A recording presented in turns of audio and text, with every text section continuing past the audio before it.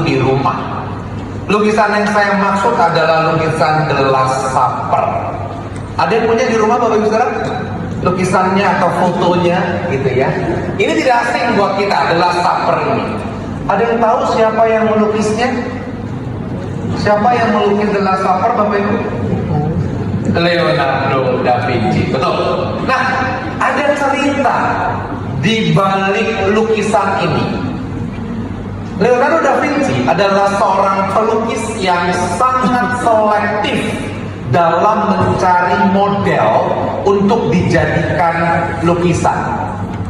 Oleh karena itu pada saat Da Vinci akan melukis The Last Supper ini, perjamuan terakhir ini, dia mencoba mencari model yang bisa dijadikan sebagai model Yesus dan juga ke-12 muridnya.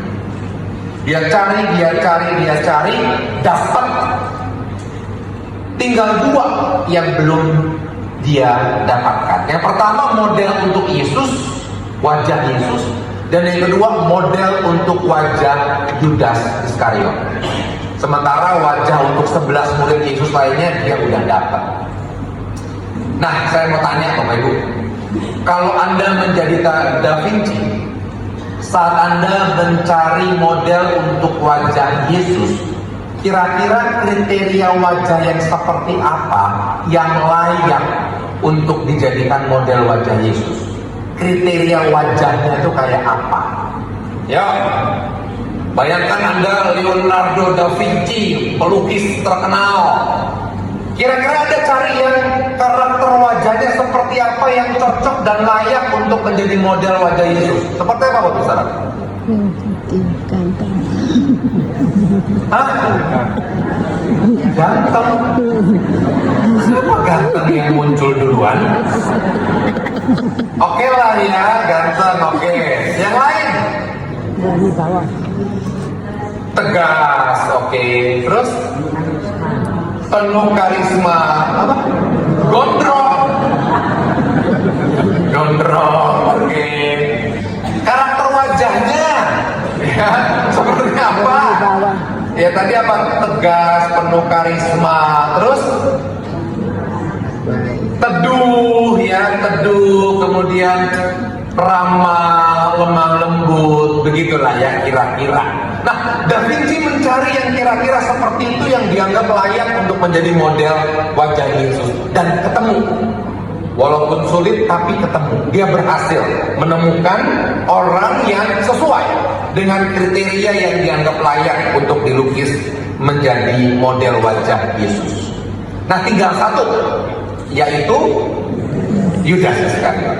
Nah, ternyata ini nggak mudah untuk ditemukan oleh Leonardo da Vinci. Balik lagi saya tanya, kalau Anda menjadi Da Vinci, kriteria wajah seperti apa yang layak untuk dijadikan model wajah Yudas? Ayo, tadi kan wajah Yesus sudah, ini wajah Yudas. Karakter wajah yang seperti apa yang layak dijadikan wajah Yudas? Kejam, garang. Oh, garang, oke. Garang, kejam, terus buas. Oh, culas. Culas, saya salah dengar. Oh, buas. Culas, licik gitu ya, licik ya, serakah. Kira-kira itulah ya yang dicari. Ternyata itu nggak mudah. Konon Da Vinci ini sudah mencoba mencari ke berbagai tempat yang mungkin ada orang-orang yang seperti itu. Dia pergi ke tempat-tempat di mana para penjahat ada di sana.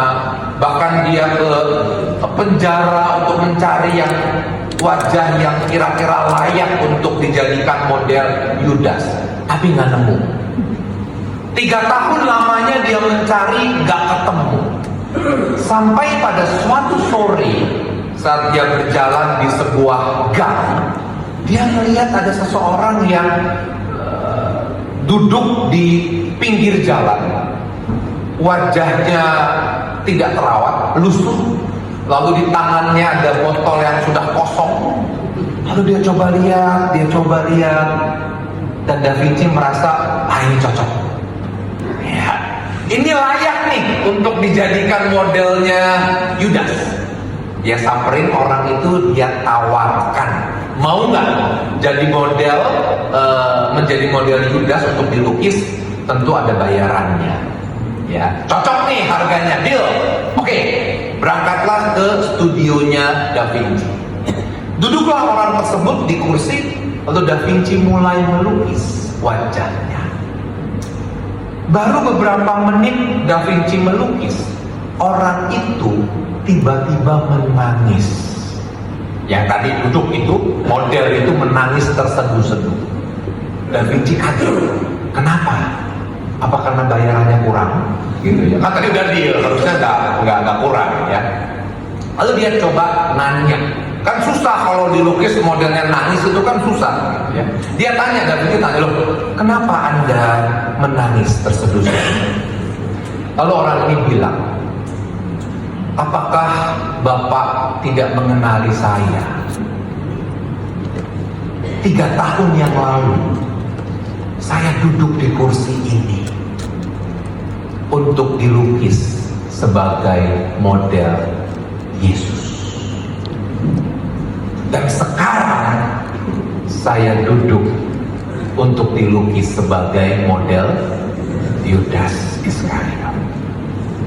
Da Vinci mengatakan, maaf, tapi memang Anda berubah. Ya. Nah, saudara, cerita ini terlepas benar atau tidak, tapi cerita ini mau menggambarkan bahwa memang ternyata manusia itu bisa berubah menjadi lebih baik, tapi juga bisa berubah menjadi lebih buruk. Manusia bisa berubah menjadi lebih layak, tapi juga bisa berubah menjadi lebih tidak layak. Kalau cerita tadi, orang tersebut dulu layak menjadi modelnya Yesus, sekarang dia layak untuk menjadi modelnya Yudas. Ini sebuah realita di mana memang kita sebagai manusia itu bisa berubah.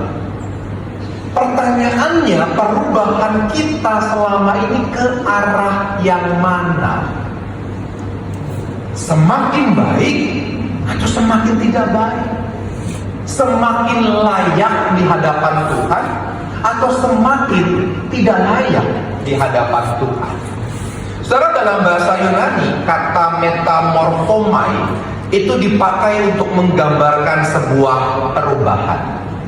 Ya. Tetapi kata ini mengarah kepada perubahan yang lebih baik.